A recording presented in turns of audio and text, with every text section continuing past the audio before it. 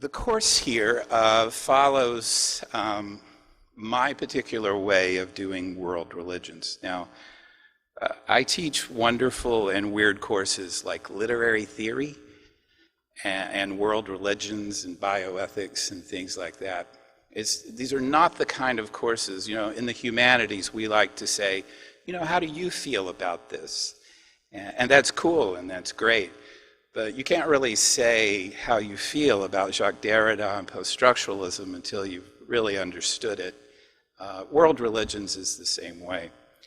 So while perhaps in my philosophy classes, ethics in particular, I could work from everyday life and say, you've had to make these ethical decisions. What did you draw upon? What might you have drawn upon? In world religions, we have to have some information first. We can't really, well, I guess we could say, in fact, you could probably make a network out of saying, what do you feel about Islam? Or fill in the blank. But that doesn't really get you anywhere. So I do lecture. I don't usually lecture in class, but I do lecture on world religions because you need the information. You need to know that Hinduism's the oldest religion, that it doesn't have a book or a founder. Or a foundational book. It has plenty of books. You need to know these things before you can understand them, and that requires a great act of the imagination. You have to put yourself in a time and place that's far away from here and now. And so I think religion and literature, obviously, since my doctorate is in that, have a lot in common. They are both products of the imagination, and to understand them requires an act of the imagination. At the same time, I don't want to be the Encyclopedia Britannica and just say, all right, Islam was founded in the 7th century, and this is how, and this is what happened. There's more to it than that. Religion, we are religious not because of the facts, we are religious because of the meaning of the religion. Again, to get into that for people especially who believe differently from you requires imaginative sympathy, or empathy, I should say. It requires great work. And so one of the things I like to do to teach world religions, and that's what we'll be doing here in this series, is I like to give you a lens, right? So that it's not just, dates and numbers of adherents and times and historical features, which are all important. I like to give you a lens that is drawn from the discipline of religious studies, which began really in the early 20th century, kind of the late Enlightenment, late 19th century, with the birth of anthropology, sociology, psychology, all those sciences, human and social sciences that came into being then. And I like to give you 5 lenses, in fact, and these are the sacred, myth, ritual, community, and the individual. Could have used others, could have used more or less, but in my time, these are the lenses that have worked best for me. And by best, I mean they are more objective, because that's the real issue in studying religion, is objectivity. Now, by that I do not mean the Enlightenment sense of objectivity, or even the Platonic sense of objectivity, as something that is absolutely true. I mean what I was talking about before, the notion of imaginatively entering another world, another time and place, and trying to understand that. You might call that phenomenology, you can call it all kinds of things, but that is the approach here. So that's what we're going to be doing throughout the series, and I hope you'll come back for all of them. And so we'll do the sacred, we'll go through once through the first 5 religions, and then we'll start over with the sacred and, in fact, Judaism, but different aspects of the sacred, different aspects of myth. I had a student today, I'm teaching world religions right now at Rutgers, as a matter of fact, online, And we're cycling back through myth, so we're on myth and Christianity. She said, well, we've already done this. And I'm like, you didn't read or listen to the lecture, because you would know. We're talking about different aspects of myth and all these lenses. And then finally, I want to say I do not like lecturing. I think these are called lectures. I don't like standing up here, and I'm sorry I have to stand so far above you, in fact, but they're recording all this. I'd like this to be a conversation. I don't like to hear myself talk that much. You may not believe that after a few minutes, but I really don't. So feel free to stop me at any point and say, what do you mean by that, or what about this? That's fine. And of course, we'll leave some time at the end for just you to ask questions. All right, great. The problem. I suspect you know the problem. I suspect you're here because of the problem. And the problem is religion. The problem is that, as Paul Tillich wrote, it is that which is of ultimate concern. I don't know if you know this quote. If you've been around higher education long enough, you'll hear it. It's actually Henry Kissinger, I think. He said, the fights in academe are so intense because the stakes are so low. We could unpack that, but we won't. The fights in religion are so intense because the stakes are so high, of course, right? Because this is about ultimate meaning.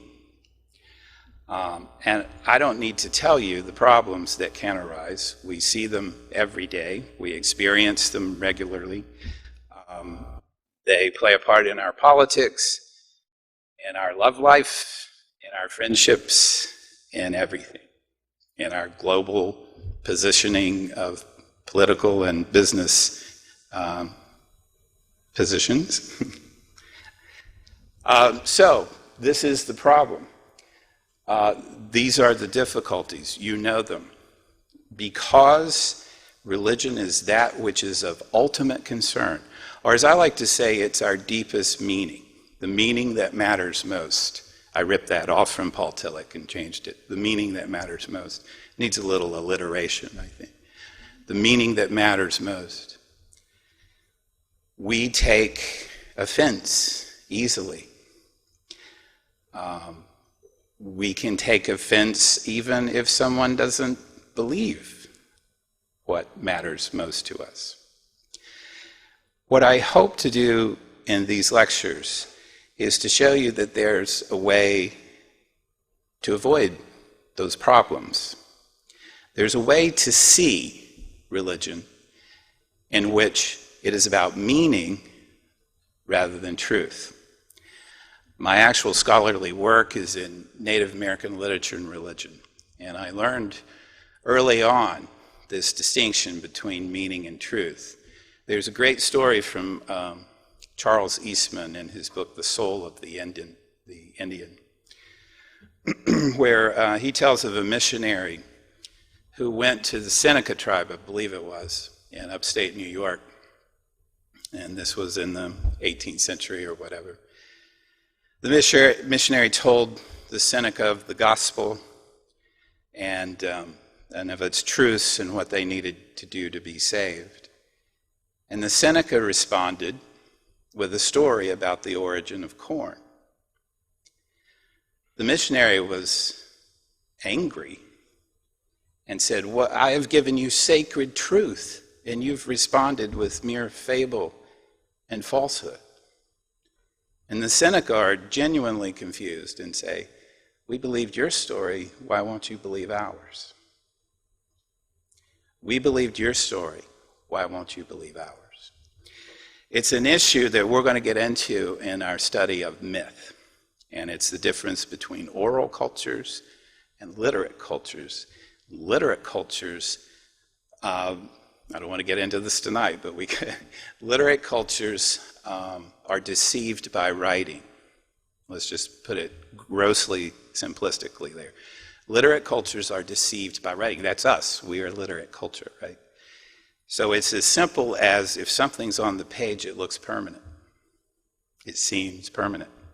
And so you develop a truth out of it. A truth that lasts longer than you do, because the pages last longer than you do.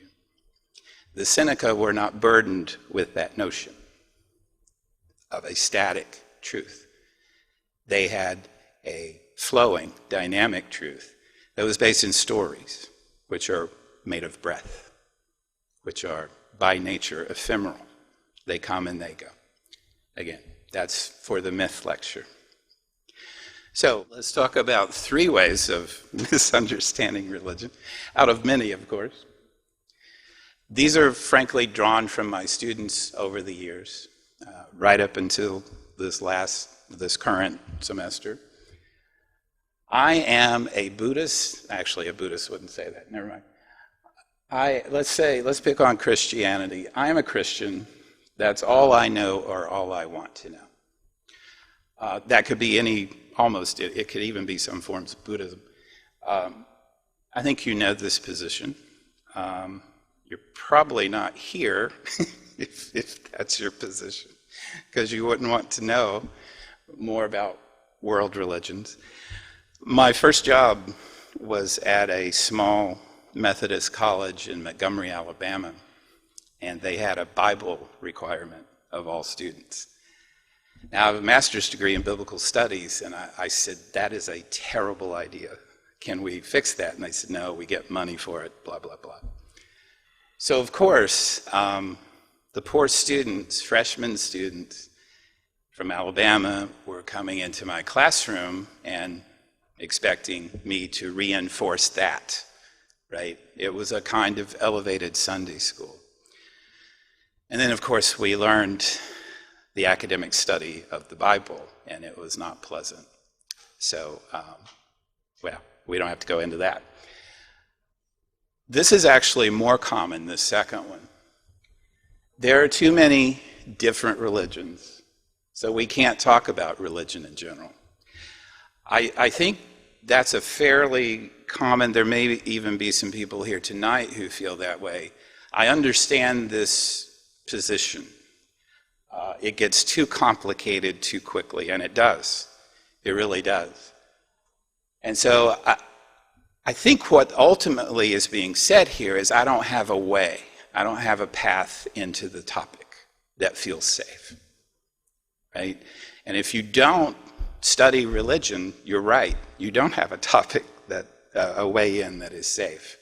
Just try it, right? As I'm sure you have. Try to have a discussion about religion. Without a path, it's going to be all difference, right? This and that. There'll be some efforts to prove one religion or another, perhaps, but again, that comes out of the truth, literate, Western Enlightenment, Platonic notion that you can prove something. And then the third, I got this week from a casual conversation. All religions are essentially the same. Again, I understand this position very well. It's comforting because it's kind of the opposite of that second position where it's born of frustration. This is born of comfort. Well, all religions have a God. No, they don't, actually. All religions believe this, believe in goodness. Well, actually, not if you read Søren Kierkegaard, the Danish philosopher, who says to follow God, you have to abandon ethics. So they are not the same. And I think you probably know that if you're here and attending and you want to explore those differences, right? I do too.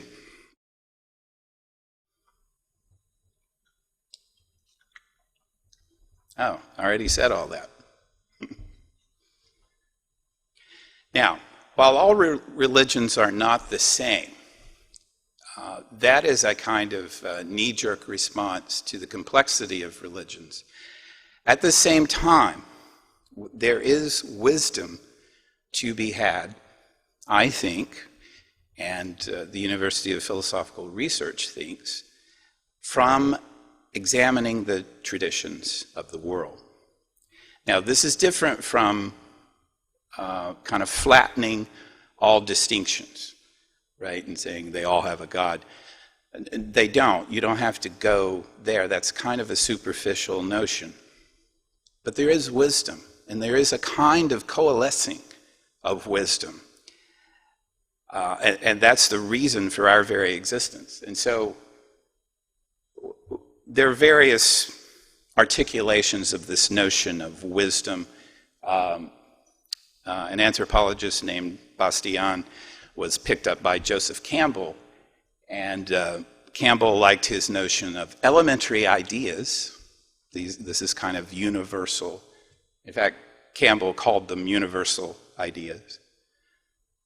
I know here in 2016 we don't like the word universal, and I don't either, but let's just say common, or you know what I mean. We don't have to make it a big deal. And ethnic ideas. Now, I like that very much, because ethnic just means where you're from, right? So if you're from India, then you have a world and a worldview. If you're from the Amazon River Valley, you're going to have a different world and worldview. But there are similarities, at least structurally. This is simply theory, right? Theory, its Greek origin has to do with seeing. It's related to the word theater, in fact. And so theory is a way of seeing into an object, or subject, sorry, that exposes the underlying principles. And it's not usually fun, but this is going to be fun, I promise you. I'm teaching a graduate course in literary theory right now, and I love these students, and I feel so bad for them, because they're graduate students in English, and they just want to talk about Hemingway and Woolf, and I've got to inflict theory on them. I've got to say, there's actually no author, and the reader's a fiction. There's only the text, and even that is deconstructed. And it's just like, So I tell them, look, this is like looking at the stars at night and rhapsodizing about their beauty, and then coming back and doing calculus about how it all happens. The thing about the theory of religion I like is it's actually more poetic than even literary theory. So these are the 5 lenses. These are also these notions.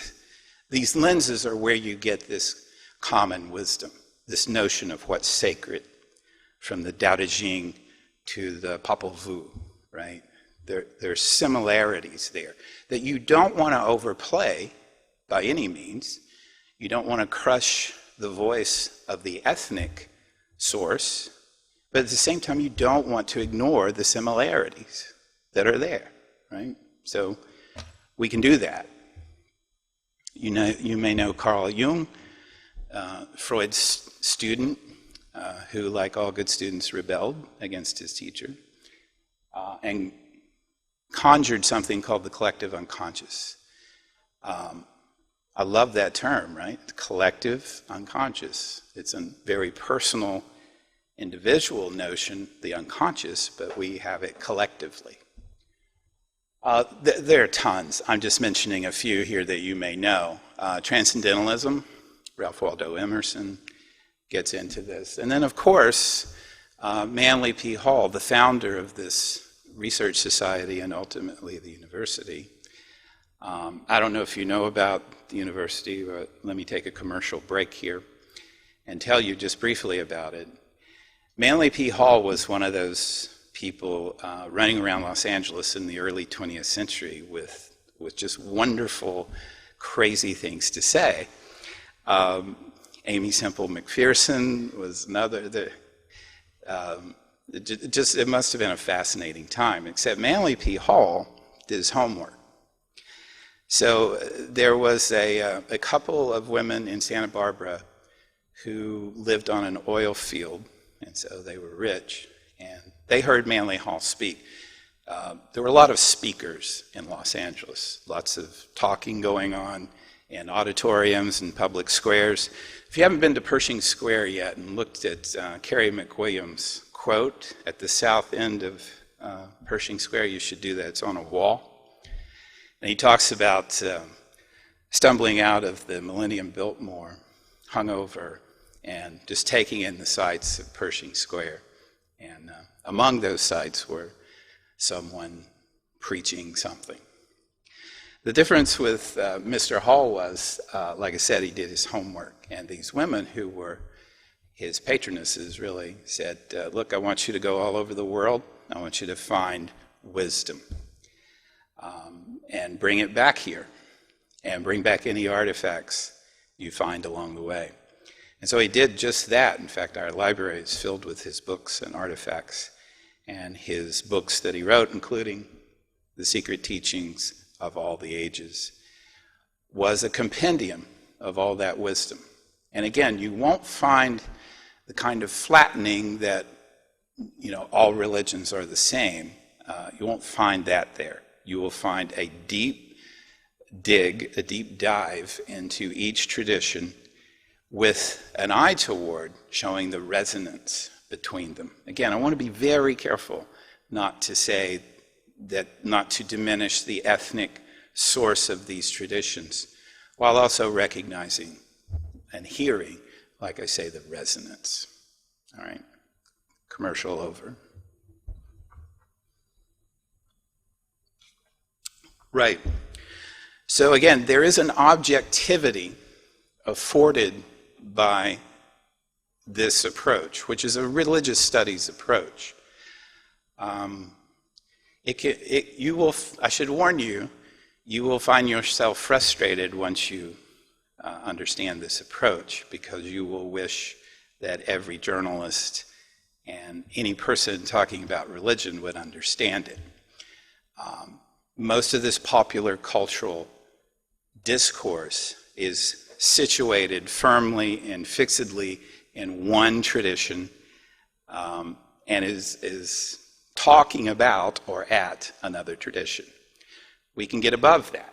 We can't get objective scientifically, if that's even a thing, but we can get above that. That's what I mean by objectivity, where we find a category or a lens that applies globally. So, one of the great mistakes of early studies of religion was that it was thoroughly Christian. One of my favorite stories when I teach Native American literature and religion is from William Penn. William Penn was an amazing guy, Quaker, founder of Pennsylvania, etc. Really tolerant, really had that imaginative empathy for Native people there. But he's trying to figure this out. He's trying to figure out who these Native indigenous people are around him. And he just doesn't have enough categories. So he says, well, I know they're not Christian. They don't speak of Christ. They don't have Christian ritual. They don't go to church. I don't think they're Satanists, because they don't talk about the devil. They don't do that devilish stuff. They must be Jews. Right? That's actually, Joseph Smith will later come along and say something similar to that. It's a problem of not having enough categories, right? So if you widen your lens, it's amazing what you'll see. Yeah, another way I talk about this with students, and I'll mention it to you in case it's helpful to you, is insider and outsider. Insider perspectives are valuable. They're important. We should never diminish the insider perspective. It is the phenomenological perspective. It is the perspective of a practitioner, an adherent. And so if you want to enter that world, well, there's the world. Enter it. In fact, I was at an event a couple of weeks ago, and I got to talking to this young woman, and she was, USC student just graduated, and she's very bright, and we ended up talking about religion. And I was telling her about this series, and she said, "Oh, I'm so glad you're doing that." And I said, "Why?" She said, "Because I'm a Muslim, and nobody seems to be attempting to understand us." And I said, "Well, why don't you come and talk in January for the session on Islam?" She's like, "Really?" And I said, "Yeah." I said, "I can only go so far. I can talk, about theory. I can talk about global issues. I can talk about outsider perspectives. But you're an insider. Come tell us about, for example, the ritual you do to read the Quran, which is, you wouldn't believe. I mean, it's incredible. It is truly a holy book to the adherents." So she'll be here in January. Feel free to stop me if you have any questions or comments. You should know that scholars have attempted to define religion. I probably couldn't even find all the definitions. One of the things, like I said, the earlier definitions tend to be based on Christianity. I'm talking about 18th, 19th century, tend to be based on Christianity. So must have a God, must have a book, must have an institution like a church. Okay, that covers a lot, but it doesn't cover it all, does it? And so the scholars got involved. William James, who wrote one of the great classics of religious studies, The Varieties of Religious Experience, from a psychological perspective, said this, and I really like this: "Religion is the belief that there is an unseen order, and that our supreme good lies in harmoniously adjusting ourselves thereto." Notice the lack of specificity in terms of tradition, right? This could apply to any tradition, and if you're going to have a working definition, it must.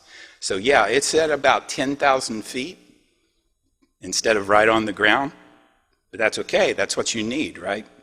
Because when you're in the forest, you can't see, or when you're in the trees, you can't see the forest.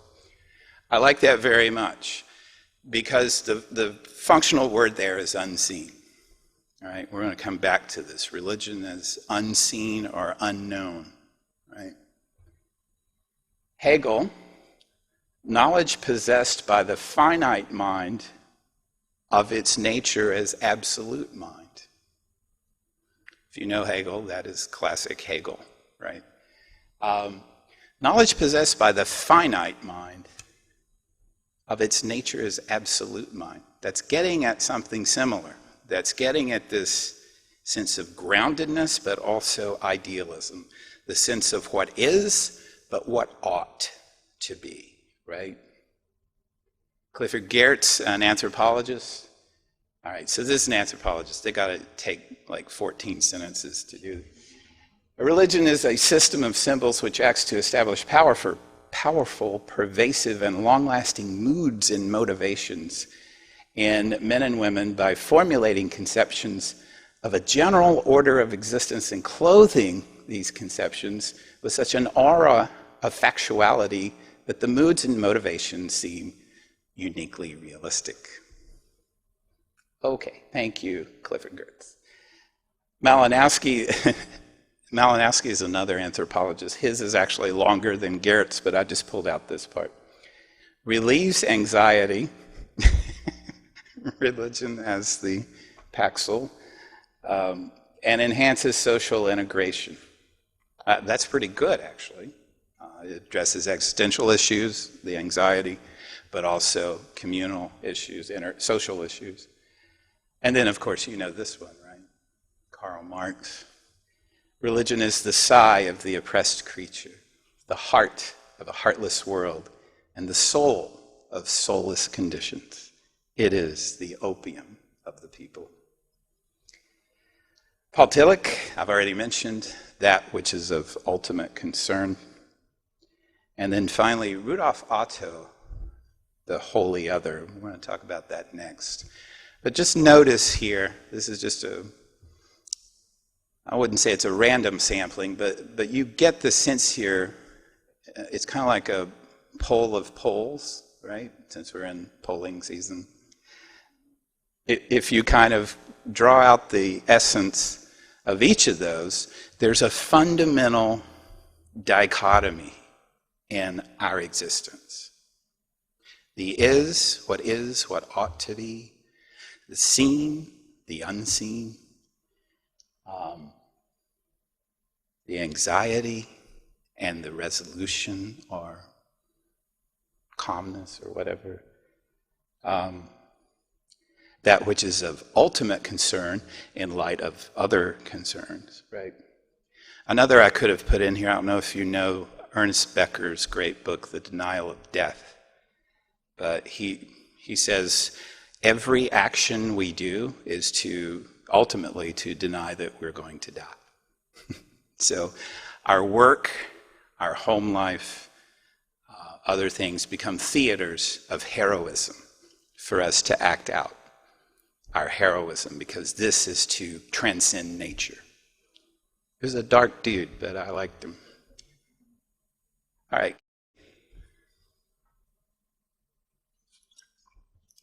So Rudolf Otto, I like his definition because it gets at this sense of wholly other, which I know that, and you do too. You've had a religious experience. So for me, it's the Grand Canyon. I used to do these trips. When I was at that school in Montgomery, Alabama, we had these little weird 2-week terms, and I would do this trip called Blue Highways, named after William Least Moon's book. And I would take students west and from Alabama, and we had 4 rules. No destination, no interstates, no fast food, no backtracking, right? So lots of stories there. Invariably, we ended up at the Grand Canyon, it just kind of drew us there. I've been there probably a dozen times. How many have been to the Grand Canyon? Right. Okay, good. Been there like a dozen times. Invariably, I get drunk, by which I mean,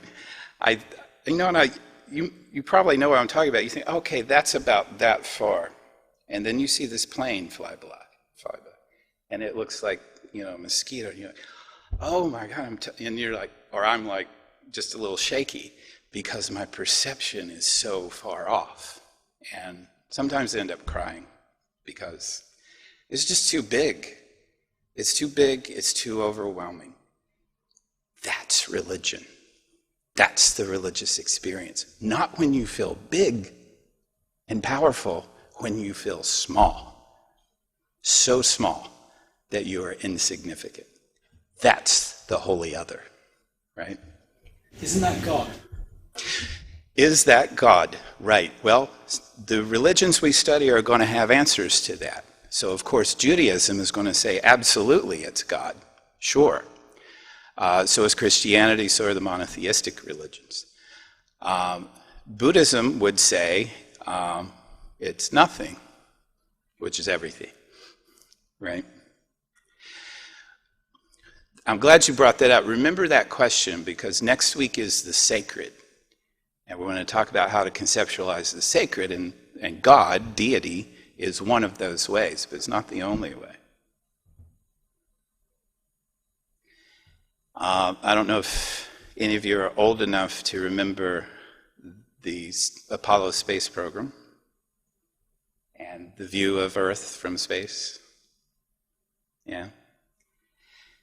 That is the holy other looking back, right? Joseph Campbell made much of that image. In fact, he imagined, it didn't happen, but he imagined a whole new space mythology based primarily on that image. Because he said, if you look at that image, there are no countries, there are no ethnicities, there are no borders. There is one. It's like the symbol of the Tao, right? And he thought we could base a new mythology on that. Maybe next time. A waterfall. I heard the marvelous Jane Goodall speak at my little college, and she told the amazing story. Well, no, actually, she didn't tell the story, but I asked her to tell the story. She's observed chimpanzees for decades, and she writes about the chimpanzees going to this waterfall and jumping over these rocks and sitting at one of the rocks at the bottom of the waterfall and just swaying, just looking at the waterfall and swaying. And she said, this makes no sense evolutionarily, right? You're endangering yourself, you're climbing, you're making this very difficult effort and trek to sit and look at a waterfall. Again, does not advance the species, does not get you food, does not get you sex. But they did it. They do it regularly. She thinks that was a religious experience for them. And from the outside, that's what it looks like, right? A sense of holy other, a sense of, Otto calls it fear, tremendous fear and fascination. So there's that double pull again, right? Fear and fascination. He says it in Latin, but This is the founder's experience. Almost all the world's religions that we're going to talk about have a founder. Almost every founder has this experience. This is very important. Religion begins not with an institution, not with a codified scripture or set of laws. It begins with experience, the experience of the founder. Now, as we'll see when we talk about religious community, when the founder dies, then you get what we know as religion, which is laws, institutions, right? Inside and outside, all that.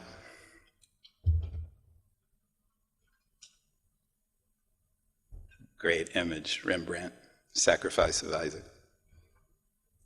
Okay. All right, so this is me, so take it with a grain of salt. I don't think you can have just the holy other. I don't think you can have tremendous fear and fascination. I don't think that's enough. I mean, maybe it's enough for like an Elijah figure or, the people who are taken up, and just have this experience and then they're gone. Awesome, but all right, what's the story after that? We don't know. I think you must reconnect. Now, this is debatable, what I'm telling you, because I don't know Latin, but there is an alternate reading of the etymology of the word religion. Generally, it means awe or fear. But there is this alternate reading of religare, from ligament. Same root word as ligament. So connect, ligament, connect, reconnect. Now, if you know Joseph Campbell's, we'll talk about this in the myth sections, hero's journey, you know that, again, this is heroes from all over the world. They follow a pattern, and part of the pattern is coming back after your adventure. In fact, Campbell says that's the hardest part. If you've ever experienced the hero's journey, he's right. It is the hardest part. That's reconnection, religare. And so what you have when you come back, Campbell? Yeah. What you have when you come back is a new way of seeing. This is why it's so hard, because it's like Dorothy. I mean, you've seen the wizard, you've seen those flying monkeys, you've seen the witch melt before you, and you're going back to Kansas? I mean, that's why the movie has to end there. What's the rest of the story? Well, you have to integrate your new way of seeing with the world you're in now. And it is incredibly difficult because you've seen too much. You actually, like in Genesis, you know what the gods know. Like gods, you have become, you know good and evil. Right? So I like that reading because awe and fear are not enough. It's a fantastic experience, but you've got to reconnect because religion, I think this is right, religion is always communal. There is always social integration. Sure, you can have a vision quest, you can be a monk, you can try to withdraw, but notice that even when you withdraw together into a sangha or a monastery. I think we must have this as part of our definition, that social re-engagement. Oh, and that usually comes through myth and ritual. In fact, as we'll see coming up, myth, the story, and the acting out of the story, that is the script and the play, that's how you reintegrate that experience. You may have heard of a book called Black Elk Speaks that has some interesting history itself, but in that book is a story of Black Elk who was at the Wounded Knee Massacre in late 19th century, Colorado. South Dakota. And he saw his people murdered, and he had a vision at 14. Later, he had a vision at 14, and he got sick. He was 14. He didn't know what was happening. He had this tremendous fear and fascination with this vision, and he just held it in, and it poisoned him. I mean, he literally was dying. And so, of course, his parents brought the shaman, and he knew what was happening. He'd had a vision, and he says, you must tell me your vision. So he told him myth. He spoke it. And the next thing the shaman did was said, we must act it out. Right? Ritual, script, play. That's the reconnection. That's how you mediate that dramatic, awful, amazing, terrifying experience of religion. Okay. So, this is our way forward. We're going to talk about the sacred next week in Native American religions. We're going to talk about myth in Hinduism. This is not to say we're going to not talk about anything else about Hinduism or these other ideas, but we're going to take the lens and shine it or point it to those particular elements. Ritual in Buddhism. These actually work out pretty nicely if you know anything about these religions already. Community and Chinese religions, right? So Confucianism, Taoism. The individual in Zoroastrianism. Now, Zoroastrianism does not get enough attention. In fact, in the textbook I use, they've dropped it. I'm like, dude, you're a textbook. How do you drop Zoroastrianism? It's really the advent of the individual in religion through this guy named Zoroaster, who was amazing. There are Zoroastrians today in Iran, being persecuted, by the way. Then we're going to go back through. And so where are we? Then we're going to talk about the sacred in Judaism. So we're going to talk about anthropomorphic deities and such, right? The God who is like us and unlike us. We're going to talk about myth in Christianity. And again, a lot of these terms are used very specifically in religious studies, so I don't want you, it's not a Mythbusters episode, all right? It's not that kind of myth. In fact, it's the opposite. It's myth as truth. It's myth as the Seneca understood it in the Eastman story.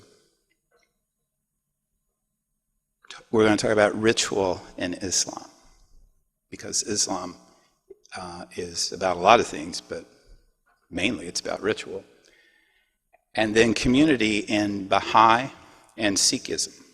So these are interesting religions Baha'i will merge all religions, or attempt to merge all religions. And Sikhism is a blend of Hinduism and Islam, believe it or not. Right? Amazing. All right, and then we'll finish. Or keep going. It's up to you. We can talk about new religions. We can talk about religion in Los Angeles. We'll see how it goes. But I'm so pleased to see so many of you tonight. And I thank you very much for your close attention.